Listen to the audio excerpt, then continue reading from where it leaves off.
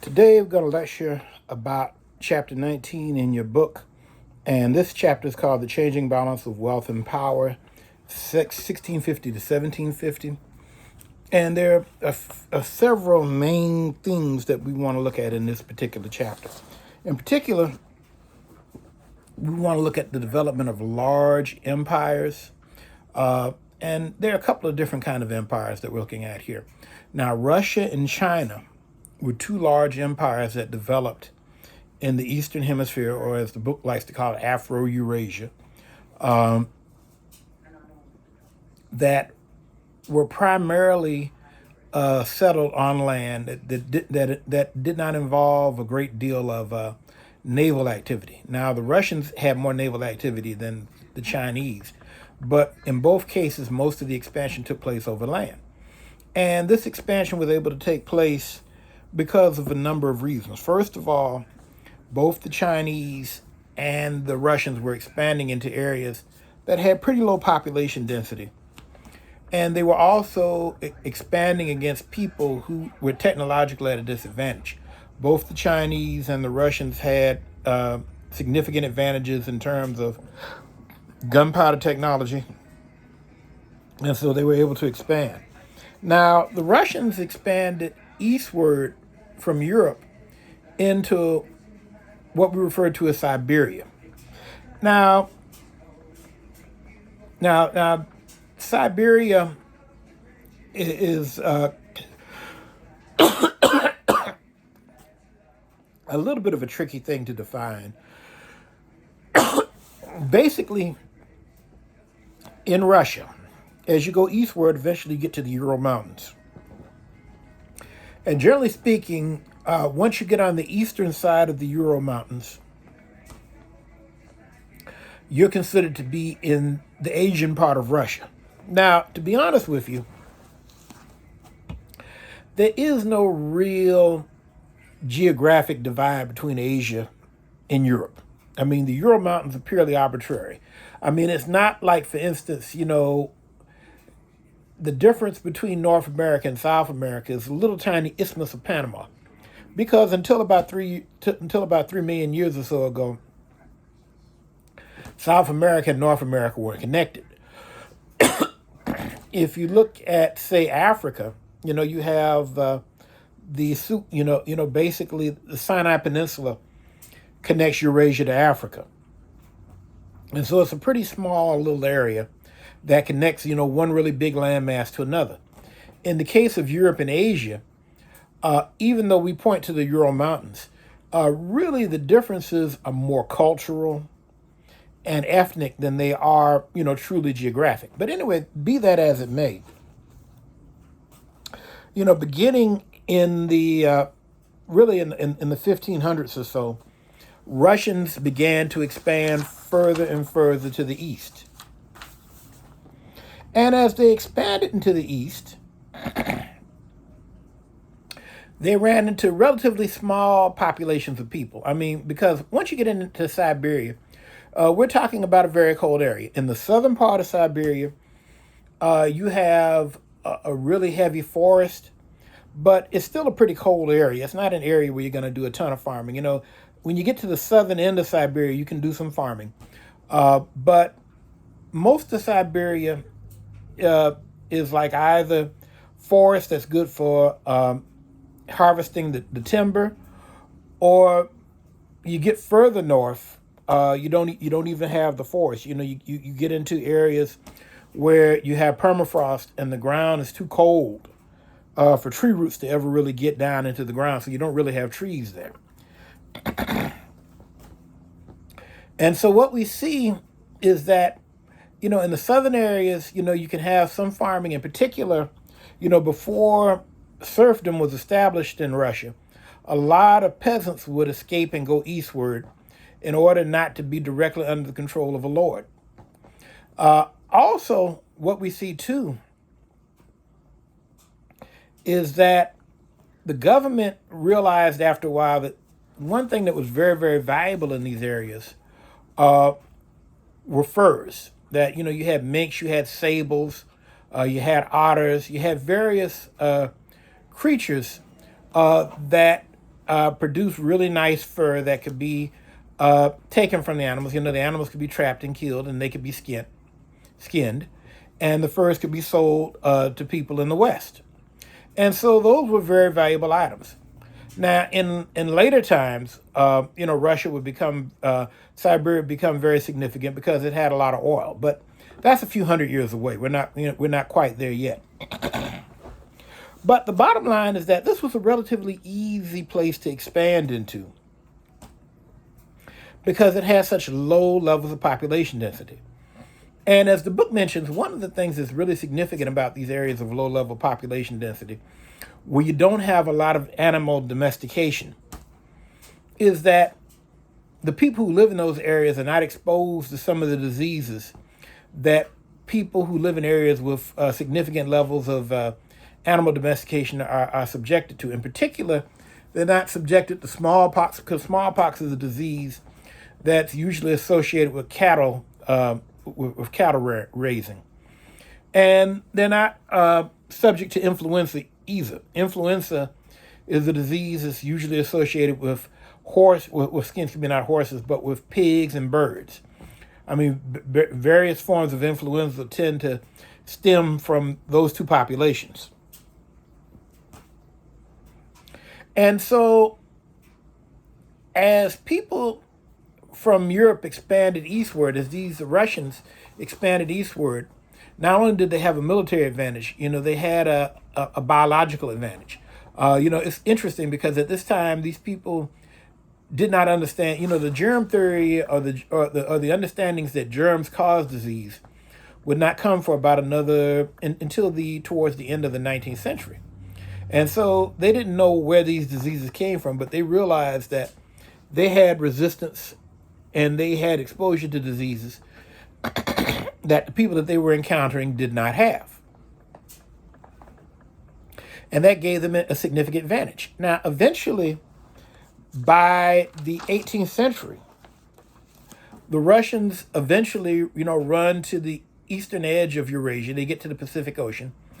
And as they go north, they run into indigenous people, and they eventually realize that they could take a relatively short boat ride and they would get to another major part of land. Of course, that was Alaska. And so what we see is that the Russian Empire ends up not only going all the way across Eurasia, but going to Alaska, which, modern day Alaska is a little bit over 500,000 square miles. So that's another big chunk of territory. And would eventually go as far south as Northern California. I mean, eventually Russians would have settlements about as far south as modern day San Francisco. Now, the Russian Empire was never, Siberia was never densely populated. First of all, like I said before, the environment didn't favor dense population. It was just hard to really make a living out of a lot of these areas. But it was still significant that Russia got control of it because it was an additional source of wealth. Now, this expansion of Russia was significant because the Russians eventually ran into the Chinese. The Chinese were expanding westward and northward. The Russians were expanding eastward and to the south a little bit, although most of the southern expansion will come later. But they were primarily expanding eastward. The Chinese were expanding westward and northward. And so this is significant because what we see is that the Ming Dynasty eventually collapsed around 1644 or so. And the Qing Dynasty came into existence. Now, these were people. Now, this dynasty was not composed of ethnic Chinese. These were people from Manchuria, which is to the northeast of China. These people are ethnically distinct. I guess, as I said before, this was kind of that cold forest area. People refer to it as the taiga, where it's not really a good farming area, but it's a place where kind of semi-nomadic people, herders, can make a living. And then also hunters can make a living in that area too.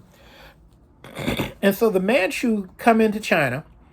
Now, interestingly enough, They adopt Chinese culture. They adopt the Confucian rules. They adopt the Chinese system of bureaucracy.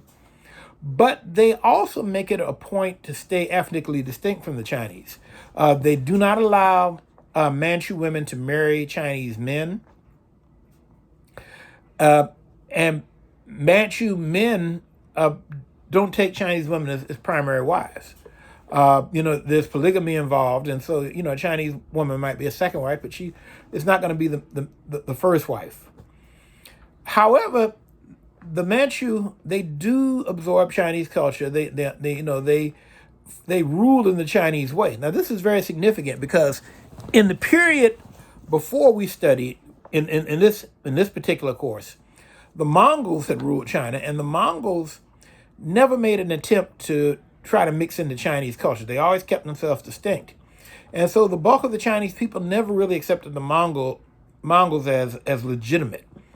And so the Manchu understood history well enough to know that even though they sought to keep themselves distinct, that they should at least acknowledge Chinese culture and fit into that degree, even if they, at a personal level, did not completely did not completely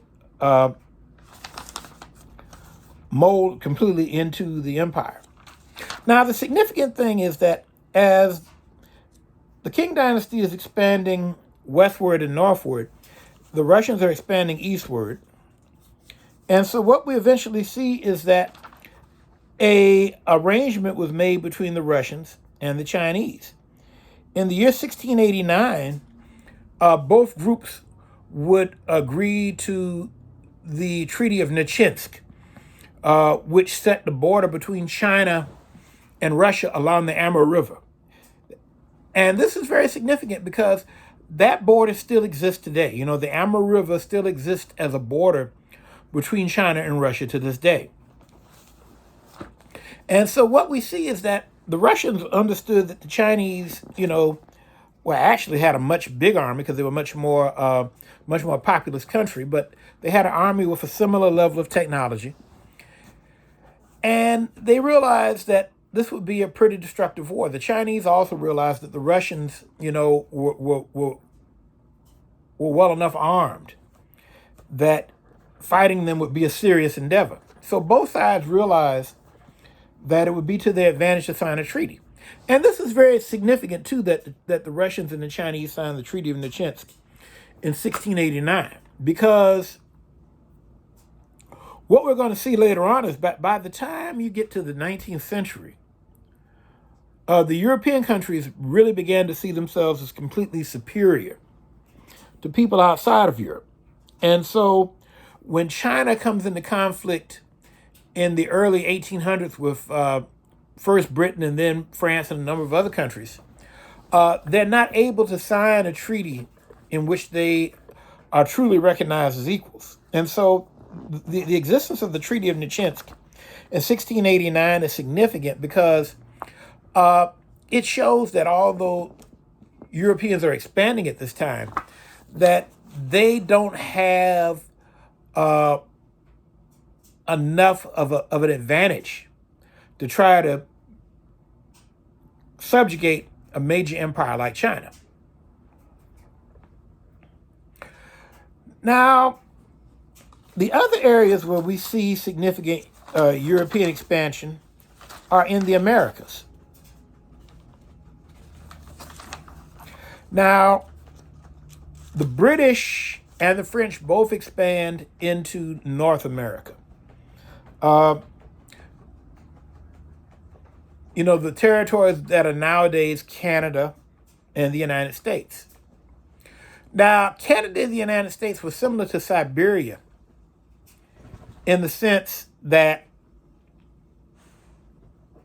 these areas did not have dense indigenous populations. And once again, these indigenous populations did not have the large-scale animal domestication that people from Europe had, or that people in Africa, in much of sub-Saharan Africa, or that people in the Middle East or South Asia or East Asia had.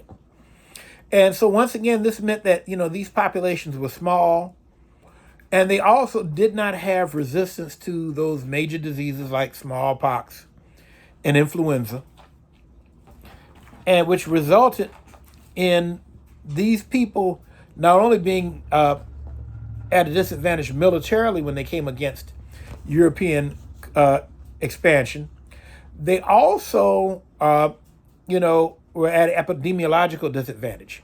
And so this meant that in America, for instance, or in Canada, indigenous populations went in significant decline as there was European expansion. And so this facilitated European expansion. Now, this is significantly different than, say, tropical Latin America. Now, although these diseases had a major negative effect on tropical Latin America, those areas had dense enough levels of population that after the initial first century, the indigenous populations bounced back. And as a result, places like, places in northern, in subtropical and tropical Latin America, like Mexico, the countries of Central America, northern South America, like Ecuador and Peru or Bolivia, those countries still have majority indigenous populations, and the Caribbean islands and some of the territories in the northern South America, like Guyana or Suriname or Belize, have very large populations of African origin. And so therefore you have a significant European population in these areas, but they don't become the majority. The majority of people are people of mixed origin, people who are mixed native, mixed European, mixed African, and quite often people who are mixed native African and European. However, in lower Latin America, in southern Latin America, the modern day southern Brazil, Argentina, Chile, these areas are more like North America in that you have relatively small native populations. And these countries end up being majority European with very European cultures. I mean, Argentina and Chile, for instance, are very much have populations that are very much a majority European extraction.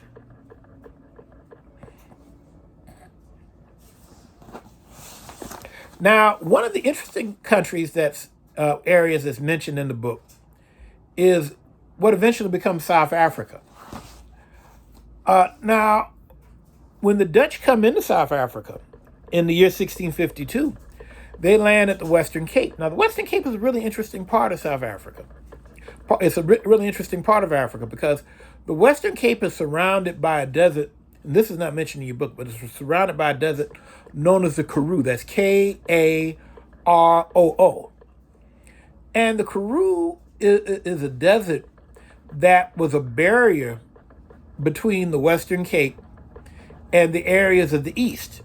And so this meant that the people on the Western Cape were very distinctive. I mean, first of all, the Khoisan people, and basically you had the Khoikhoi who herded animals, and they tended to be larger people, largely because they just simply have more calories. I mean, if you're herding animals and you have access to milk products and things of that nature, you're going to grow bigger than people who,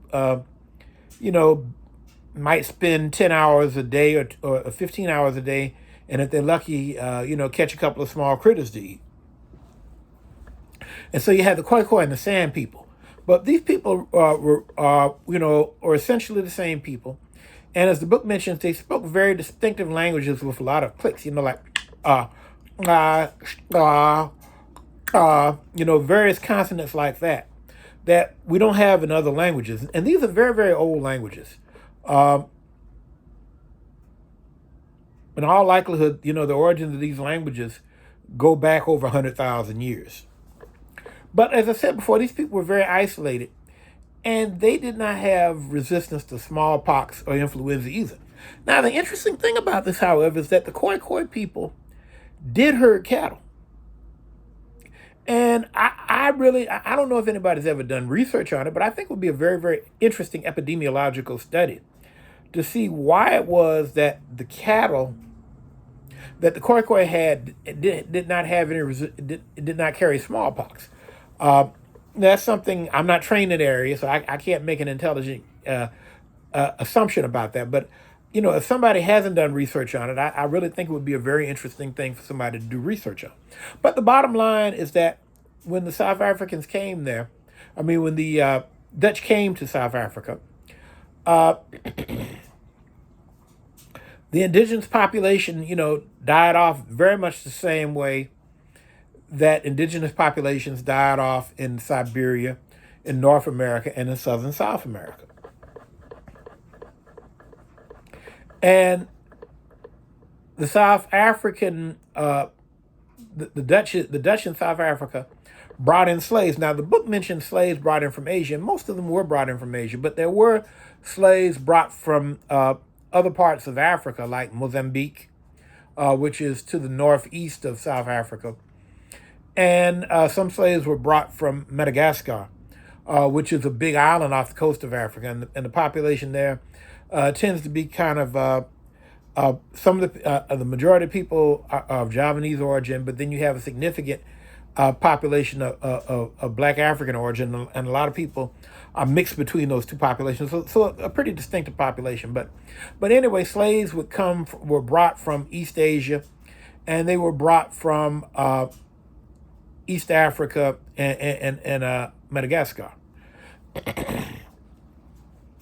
But as the book mentions, as the South Africans tried to expand, as the white South Africans, the Dutch, expanded eastward and northward, they began to run into Black populations that spoke Bantu languages that had exposure to smallpox and influenza. And significantly, they had iron, although they did not have guns. They had steel and iron technology, and they had much denser levels of population. And so when the Afrikaners, and like I say, primarily Dutch, but also people from Germany, Protestants from France, the Huguenots and others, when they ran into these African populations, they could not overwhelm them. They were militarily too strong. They had too much disease resistance. And so therefore, South Africa ended up being demographically different from Canada or the United States or Argentina or Chile or Siberia, in that although whites were militarily dominant for a very long time, they never became the majority of the population.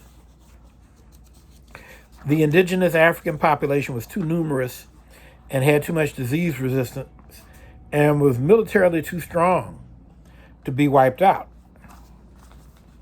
Now, the other thing that's significant in this chapter, that's another point that's significant, is that what we see in Europe during this time is a trend towards monarchy. Now, it's interesting. Now, Britain moves in the direction of constitutional monarchy. You had the English Revolution in the 1660s, in which the monarchy is destroyed for a while. But eventually, by 1688, you had the Glorious Revolution and the monarchy is brought back. And Britain moves in the direction of a constitutional monarchy that has to respect Parliament as a co-governing body. In continental Europe, in France, in Russia, and in Prussia, we see a movement, on the other hand, towards absolute rule, absolute monarchy, where the king says that, or the monarch says that he or she has the right to rule by him or herself, and is given that right by God. And so therefore we see that continue in those countries. Now the final thing in this chapter, well, not the final thing, but one of the other things in Europe that's very significant is that we see the development of the Enlightenment, and that is the beginning of the processing of new knowledge from other parts of the world, the use of certain technological inventions like the telescope and the microscope to understand the unseen world, things that were too small and things out in space that were too far away to be understood before. And so, and this along with work in mathematics, people like Descartes, for instance, helped to develop trigonometry. Sir Isaac Newton created calculus. And with this new mathematical knowledge, they were able to develop theorems to understand physics and the laws of nature in the way that they had not before. And so this is very much significant in moving the culture away from supernatural or religious explanations of the world towards scientific explanations of the world. Now, that being said, religion still continued to grow. As the chapter mentions at the end of the book, at the end, as is mentioned at the end of this chapter, Islam continues to grow in Africa. It grows in Asia. Christianity spreads in the Americas through the influence of the Europeans, and so we still see the monotheistic religions growing. But at the same time, we see the development of a scientific culture. Well, anyway, that's it for a synopsis of this chapter. Hope this is useful to you.